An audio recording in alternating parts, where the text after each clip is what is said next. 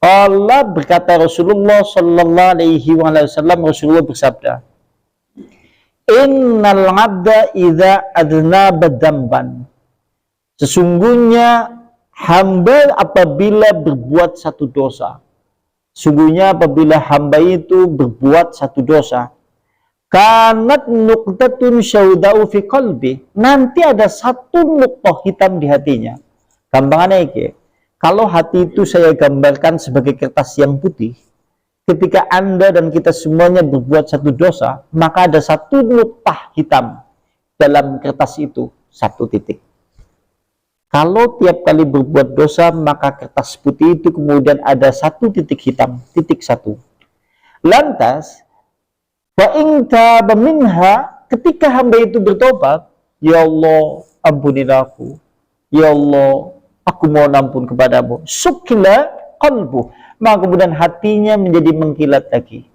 Hamba nenek mau wis titik hitam, ketika kita mohon ampun kepada Allah, seperti kemudian kertas yang putih ada titik hitam, kemudian kita ambil penghapus, kita hapus, lantas kemudian hati itu kembali tidak ada noda hitamnya. Nah kemudian berikutnya, wa in zada, dan tatkala kemudian bertambah dosanya, kemudian dia berbuat dosa, tidak istighfar, tidak tobat kepada Allah, malah ditambahi dosa, maka bertambah satu nuqtah hitam di dalam hatinya. Bayangkan, kalau orang berbuat dosa, satu nuqtah hitam yang kemudian satu titik, tidak pernah mohon ampun kepada Allah. Lantas kemudian kertas putih itu kemudian terdapat nuqtah hitam yang penuh. Dan itu sudah penuh. Kemudian ada lagi perbuatan, maka hitam di atas hitam dan tebal. Maka ini yang dimaksud dengan rona ala qulubihim, telah tertutup hati-hati mereka. La ilaha illallah Muhammadun Rasulullah alaihi salatullah wa alihi wal ahibbah. La ilaha illallah. Kemudian berikutnya,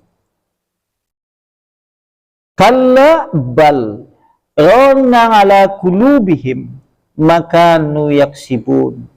Sekali-kali tidak, jangan seperti itu, bahkan telah menutup atas hati-hati mereka terhadap apa saja yang mereka kasabkan.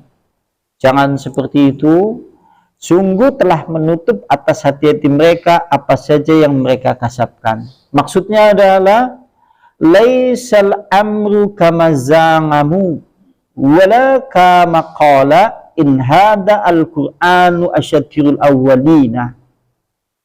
Sesungguhnya tidaklah perkaranya seperti yang mereka anggap. Mereka menganggap Al-Quran itu hanyalah dongengan-dongengan orang-orang terdahulu. Bukan seperti itu maksudnya. Seperti yang mereka anggap tidak seperti itu.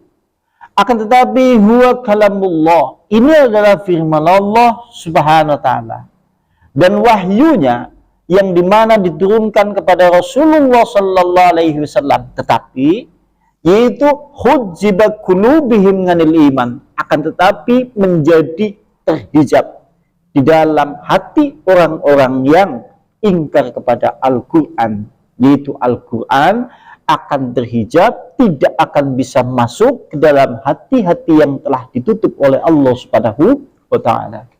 Bulannya kita enak. Nah, Al-Quran kan gue nengiri apakah dia statusnya kafir atau tidak. Al-Quran cukup jelas tanpa kemudian ditafsir. Innan ladina kafaru syawa'un. Sesungguhnya orang-orang kafir itu sama. Semenjak zaman dulu sampai zaman akhir, kafir sama hakikatnya. A'angdartahum, apakah kemudian kau beri peringatan kepada dia atau tidak? Mereka tetap tidak beriman. Bahkan yang lebih parah di zaman kita hidup hari ini, kadang-kadang orang kafir di zaman hidup hari ini itu malah lawan. Wis nolak, melawan mening. Kang, sampean wis tua. Misalnya, apa sampean orang belas, kang biawak sampean, sampean orang pengen tobat, sholat, sampean orang beti apa mau melbu neraka? Dijawab, lamen melbu neraka ora apa-apa, kayak aku pernah neraka, mati yang main ngeleng, bener ngomong ya. Kan ini ucapan-ucapan yang semisal seperti itu, ini cukup menjadi tanda orang itu berarti termasuk orang kafir. Kenapa bisa seperti itu? Diberi nasihat atau tidak beri nasihat, tetap tidak mau beriman. Tugas derek neng wis memberi peringatan seperti itu, omongi terus sambil kemudian mendoakan. Tapi nek sampai mati sudah biarkan saja. Nek wis mati dah wis, oh wis mati ya wis. Tapi selama dia hidup ya tek aja bosan-bosan. Karena boleh jadi mungkin sekeras hati manusia, suatu saat Allah membukakan pintu hidayah. Ketika pintu hidayah itu kemudian ada, nanti orang akan membuka hati saudara-saudara untuk iman. Tapi kalau hati tertutup, seberapa banyak ucapan yang keluar, sebagus apapun untayan yang indah, kalimat yang kemudian paling indah sekalipun diperdengarkan untuknya, tapi untuk hati yang tertutup tidak pernah akan masuk sedikit pun. Sampai ngomongnya anaknya, sholat, nek hatinya belum terbuka, aduh. Cuma kalau sudah saking sering bagi jiwa, nanti di kemudian hari ia akan ingat, oh bapakku biyen ngomong sholat, esok tekan maghrib tak itu kan ping 100 biji. Gitu, seperti itu. Sehingga dia ingat, boleh jadi mungkin di kemudian hari itu akan bermanfaat untuknya. Makanya tugas kita semuanya hanya sekedar untuk memberi nasihat. Boleh jadi mungkin kalau antum punya saudara, kawan, sahabat yang notabene seperti itu, jangan bosan-bosan kemudian memberi nasihat yang terbaik untuk mereka. Dan sekaligus mendoakan agar mereka itu memang diberi hati yang bisa menerima iman. Dan berikutnya, ma'alaihim minarin, karena sesungguhnya hati mereka telah tertutup, karena hati mereka sesungguhnya telah penuh, yaitu karena saking banyaknya dosa-dosa dan kesalahan. Manusia bisa kemudian tidak mau beriman kepada Al-Quran sebetulnya adalah banyaknya dosa-dosa, penuhnya dosa-dosa yang menumpuk pada diri manusia tidak pernah mohon ampun kepada Allah. Jangan-jangan nek dadi menungsa kepenak, asal sampean gawe dosa langsung jadi ampun. Astagfirullah, mudah. Kata itu Imam Nawawi, selama kemudian manusia meminta ampunan kepada Allah 1000 kali untuk dosa yang sama, Allah tetap menerimanya.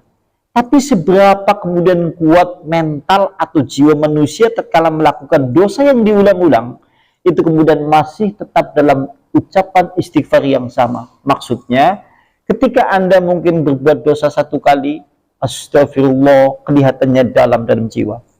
Ketika itu diulang, astagfirullah, tidak begitu dalam. Begitu diulang lagi, astagfirullah wis mandan, orang dalam banget mengulang lambe. Lantas diulang lagi, lambat laun maca istighfar apot. Ya, itu jiwa seperti itu. Kalau nanti kemudian itu diteruskan, maka ini yang dimaksud dengan hati tertutup. Maka kalau sudah hati tertutup, susahnya kemudian iman itu masuk. Maka dalam Al-Quran kalimatnya adalah kalla bal rana ala qulubihim makanu yaksibun. Sebagaimana Allah Subhanahu wa taala melalui lisan Rasulnya, sebagaimana lisan Rasulnya disabdakan dalam hadis Nabi.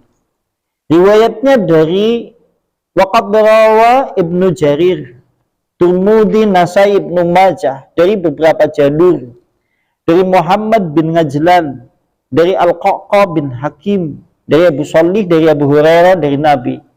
Allah berkata Rasulullah sallallahu alaihi wasallam, Rasulullah bersabda, innal abda idza adnaba dzamban, sesungguhnya hamba apabila berbuat satu dosa, sungguhnya apabila hamba itu berbuat satu dosa, kanat nuqtatun syaudau fi qalbi, nanti ada satu nuqtah hitam di hatinya.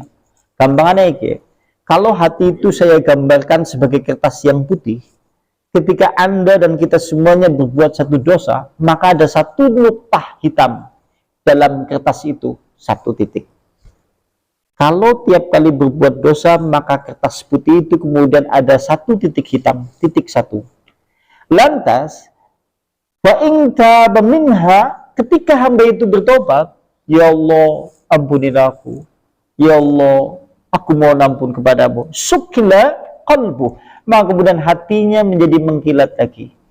Gampangannya nek mau wis titik hitam, ketika kita mohon ampun kepada Allah, seperti kemudian kertas yang putih ada titik hitam, kemudian kita ambil penghapus, kita hapus, lantas kemudian hati itu kembali tidak ada noda hitamnya.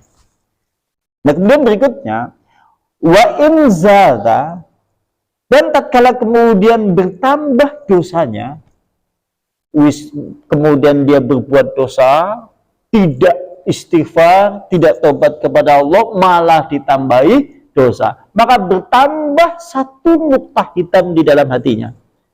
Bayangkan, kalau orang berbuat dosa, satu noktah hitam yang kemudian satu titik, tidak pernah mohon ampun kepada Allah. Lantas kemudian kertas putih itu kemudian terdapat noktah hitam yang penuh.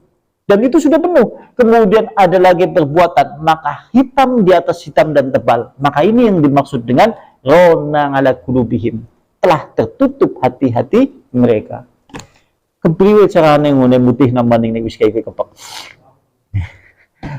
Kalau di dalam hadis Rasulullah di kitab yang lain, ini nang kitab yang lain, Rasulullah pernah mengisyaratkan ciri-ciri hati yang memang sudah terdapat nuqtah hitam yang banyak.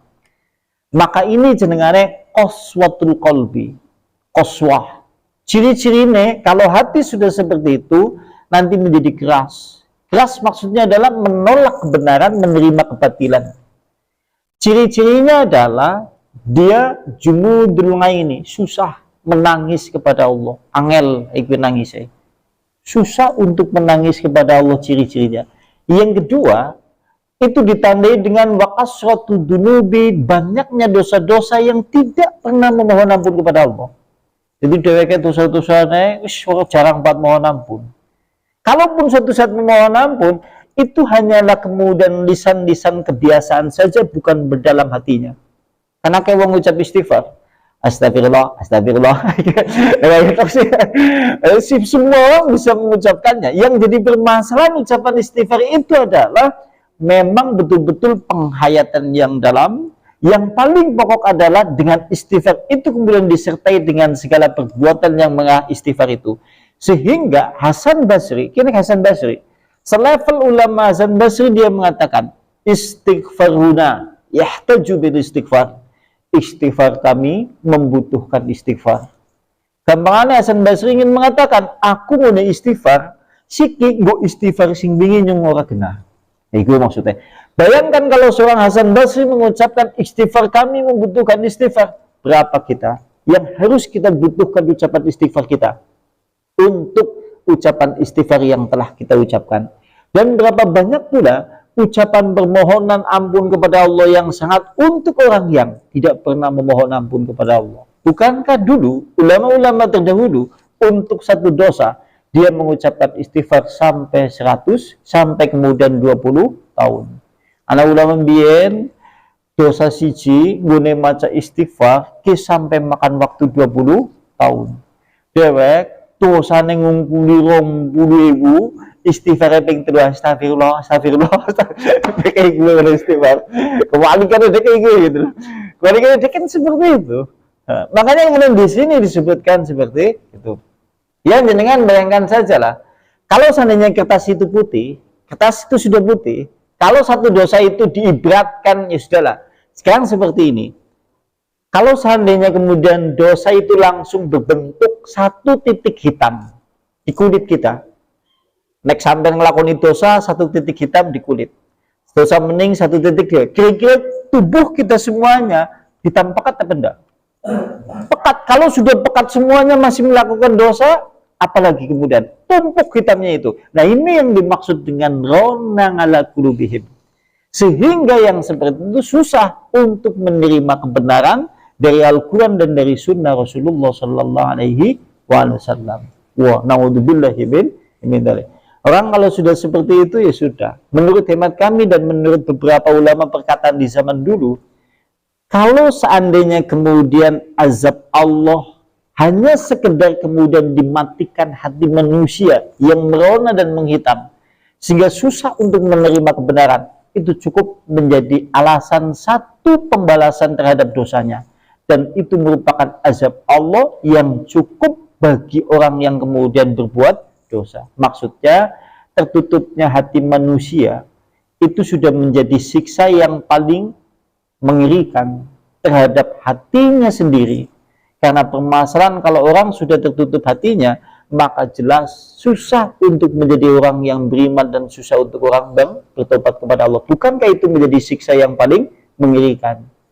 Wah, kalau orang sekedar kemudian ingkar kepada Allah, ini kalah dengan siksa dibandingkan orang yang telah ditutup hatinya oleh Allah. Naudzubillah summa naudzubillah. Dan berikutnya, fadzalika, oleh karena itulah Allah Subhanahu wa taala berfirman, kalla balghana ala qulubihim makanu yaksibun. Jangan seperti itu, sekali-kali tidak. Bahkan telah tertutup hati-hati mereka terhadap apa saja yang mereka kasabkan. Diriwayatkan di dalam hadis Tirmidzi dan di dalam riwayat yang lain dengan kalimat yang hampir sama seperti itu. Intinya bahwa yang namanya rona telah disinggung bagi siapa saja yang melakukan satu dosa, maka ada titik hitam di dalam hatinya. Ketika kemudian dia tidak bertobat, maka titik hitam itu tebal dan menutup hati manusia. Maka ini yang dimaksud dengan rona ala qulubihim. Di beberapa konteks kalimat hadis yang lain juga seperti itu. Di antaranya itu. Wa insyaallah besok sampai pada kalimat kalla innahum an rabbihim yauma idzil lamahjubun. Mungkin ada yang mau ditanyakan, tafadhol silakan.